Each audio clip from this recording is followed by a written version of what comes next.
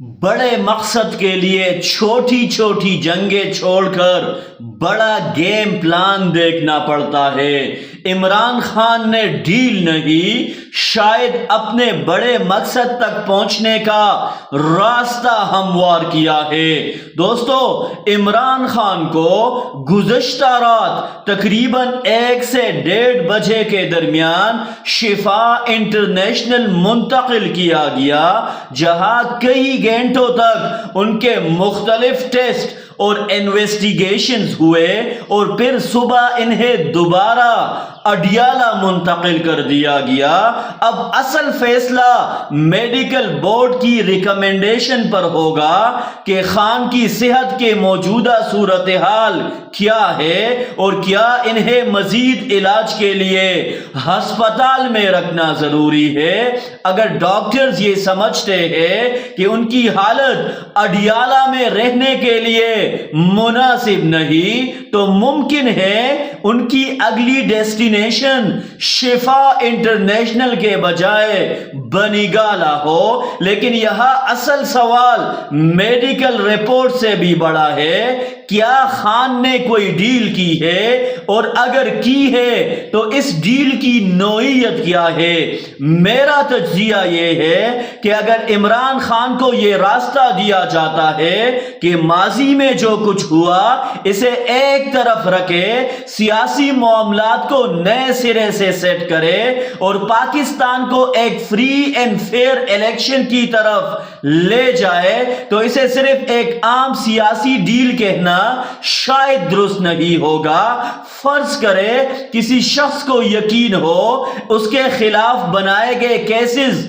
Week اور بالکل کمزور ہے، ڈسپیوٹڈ یا میرٹ لیس ہے، وہ کئی سال جیل میں رہ چکا ہو، اور پھر اسے یہ راستہ ملے کہ ماضی کی تلخیوں کو ختم کر کے ایک فریش سٹارٹ کیا جائے، تمام سیاسی جماعتوں کو ایک لیول پلینگ فیلڈ دی جائے، شفاف انتخابات ہو اور عوام کو دوبارہ فیصلہ کرنے کا موقع ملے، تو کیا ایک ریزنیبل انسان اس راستے پر غور نہیں کرے گا؟ میرے خیال میں تو ضرور کرے گا۔ اور یہاں ایک بہت اہم فرق سمجھنے کی ضرورت ہے۔ اگر کوئی ڈیل صرف ذاتی مفاد، اقتدار، عہدے یا کسی مخصوص شخص کو فائدہ پہنچانے کے لیے ہو تو اس پر سوال اٹھنا بالکل جائز ہے، لیکن اگر پریورٹی ذاتی انتقام نہیں بلکہ پاکستان میں سیاسی استحکام، آئینی راستے کی بحالی، rule of law, merit, justice اور اکاؤنٹیبلٹی کا ایک نیا فریم ورک بننا ہو تو پھر اسے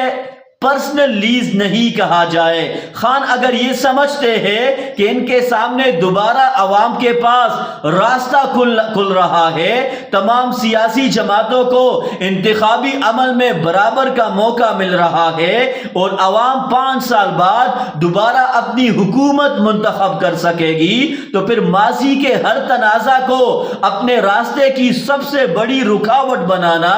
شاید پریکٹیکل سیاست نہیں ہوگی۔ بڑے مقصد کے لیے بعض اوقات انسان کو چھوٹی جنگیں چھوڑ کر بڑا گیم پلان دیکھنا پڑتا ہے۔ اب ذرا اس پورے معاملے کو پاکستان کے بڑے انٹرنیشنل امیج اور موجودہ حالات کے تناظر میں دیکھیں۔ پاکستان خارجہ محاذ پر اگر واقعی کامیابیاں حاصل کر رہا ہے، سفارتکاری میں ڈپلومیٹک گین سامنے آ رہے ہیں اور دنیا میں پاکستان کا امیج بہتر بنانے کی کوشش ہو رہی ہے، تو یہ سب اپنی جگہ اہم ہے، لیکن اصل امتحان اندرونی ملک ہے۔ جب تک پاکستان انٹرنلی سٹیبل نہیں ہوگا، عوام کو انصاف نہیں ملے گا، میرٹ مضبوط نہیں ہوگا، قانون سب کے لیے برابر نہیں ہوگا اور سیاسی جماعتوں کو لیول پلینگ فیلڈ نہیں ملے گی، تب تک بیرونی کامیابیاں مکمل فائدہ نہیں دے سکتی۔ ایک مضبوط ملک صرف سرحدوں پر نہیں، اپنے اندرونی سسٹم میں بھی مضبوط ہوتا ہے۔ اسی لیے اگر مقتدر حلقوں میں واقعی یہ سوچ پیدا ہوئی کہ ماضی کی سیاسی کشیدگی کو ختم کر کے ایک نیو نارمل بنایا جائے، خان کو ایک قابل قبول راستہ دیا جائے، تمام جماعتوں کو ایک کنسنسس پلیٹ فارم پر لایا جائے اور پھر پاکستان کو صاف اور شفاف انتخابات کی طرف لے جایا جائے، تو میرے خیال میں خان جیسے ریزنیبل اور ریشنل سیاستدان کے لیے اس آپشن کو دیکھنا